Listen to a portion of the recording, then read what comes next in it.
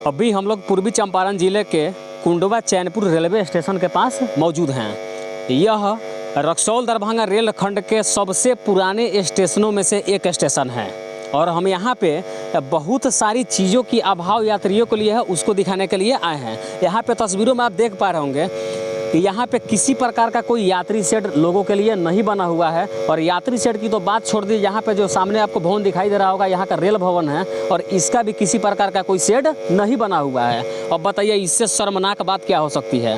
ये railway track है, यहाँ पे पहले कोयला इंजन की ट्रेनें चलती थी। कोयला इंजन के बाद में छोटी लाइन की ट्रेनें आई और छोटी लाइन के ट्रेन के बाद में बड़ी लाइन, और बड़ी लाइन में ऊपर आप देख पा रहे होंगे यहाँ पे हाई वोल्टेज तार लगा हुआ है और इस पे इलेक्ट्रिक ट्रेनों का भी परिचालन अब शुरू हो गया है। लेकिन यहाँ पे सब कुछ बदल गया, रेलवे ट्रैक बदल गया, अब ट्रेन का इंजन बदल गया, डब्बा बदल गया, सब कुछ बदल गया, लेकिन इस स्टेशन का हाल अभी तक नहीं बदला है। आगे जाइए थोड़ा।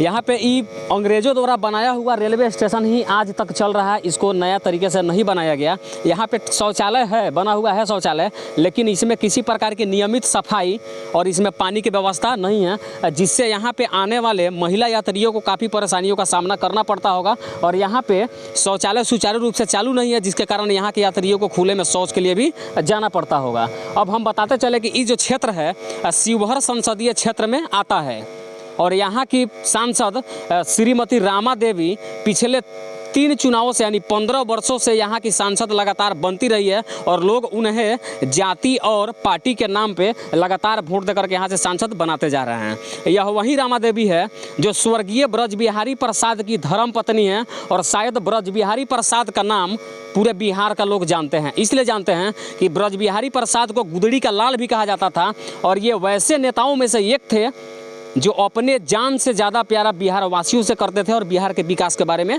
लगातार सोचते रहते थे।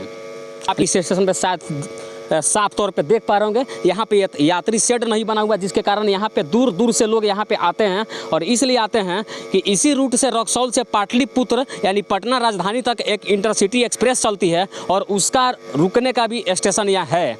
और यहाँ पे पटना जाने के लिए, साथ में मुजफ्फरपुर भी जाने के लिए कई प्रखंडों से काफ़ी दूर दूर से करीब 1500 यात्री प्रतिदिन इस स्टेशन से आते और जाते हैं। लेकिन यहाँ पे यात्री शेड नहीं है और जिसके कारण यहाँ पे आने वाले यात्रियों को बरसात के समय में काफ़ी कठिनाइयों का सामना करना पड़ता होगा और साथ में भीगते हुए ट्रेन को पकड़ना पड़ता होगा। दूसरी बात, प्लेटफॉर्म का हाइट भी देखिए, प्लेटफॉर्म का हाइट अन्य स्टेशनों की अपेक्षा यहाँ पे काफ़ी कम है।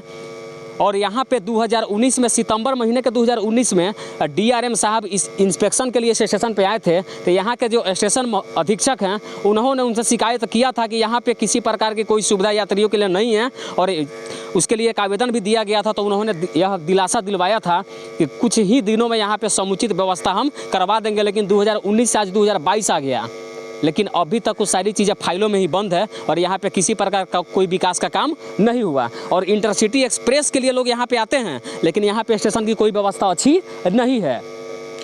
और एक और बात है, यहाँ से जो सांसद रामा देवी है 15 वर्षों से सांसद बनी हुई है और ब्रज बिहारी प्रसाद की धर्म पत्नी है। और यहाँ से कुछ दूरी पर नरकटिया विधानसभा और रक्सौल विधानसभा क्षेत्र पड़ता है और वहाँ से रामा देवी के देवर यानी ब्रज बिहारी प्रसाद के भाई श्याम बिहारी प्रसाद कई बार विधायक बने थे, लेकिन उनका जो कार्य करने का तरीका था और विकास का जो दौर था वो काफ़ी पिछड़ गया था, जिसके कारण लोगों ने उनको चुनावी मैदान से उठा करके बाहर फेंक दिया। यानी पिछले कई वर्षों से वह विधायक का चुनाव लगातार हारते रहे हैं। अब बताइए, उतने महान व्यक्ति का भाई चुनाव नहीं जीत पा रहे हैं, इसलिए कि विकास नहीं कर पाते हैं। और मैं यहाँ से खड़ा होकर के यहाँ की माननीय सांसद रामा देवी को यह चेतावनी देना चाहता हूँ कि जिस प्रकार से श्याम बिहारी प्रसाद को लोगों ने बहिष्कार कर दिया है, शायद इस प्रकार अगर विकास करने का रवैया आपका रहता है तो इस संसदीय क्षेत्र के लोग भी एक दिन आपका बहिष्कार कर देंगे। आगे आ जाइए। प्लेटफॉर्म का हाइट भी काफ़ी कम है, उस साइड में भी प्लेटफॉर्म है, उसकी हाइट लगभग ठीक है। और इसको ऊंचा करने के लिए एक बार मैंने DRM साहब से सवाल, आज से करीब 2 महीने पहले वीडियो बनाया था छौड़दानो रेलवे स्टेशन से, उसमें मैंने उनसे सवाल किया था कि प्लेटफॉर्म की हाइट कम क्यों है, आप तो सीढ़ी लगा के उतरे हैं, इसकी व्यवस्था कब की जाएगी। उन्होंने हमें भी कहा था कि कुछ ही दिनों में प्लेटफॉर्म की हाइट को बढ़ा दी जाएगी।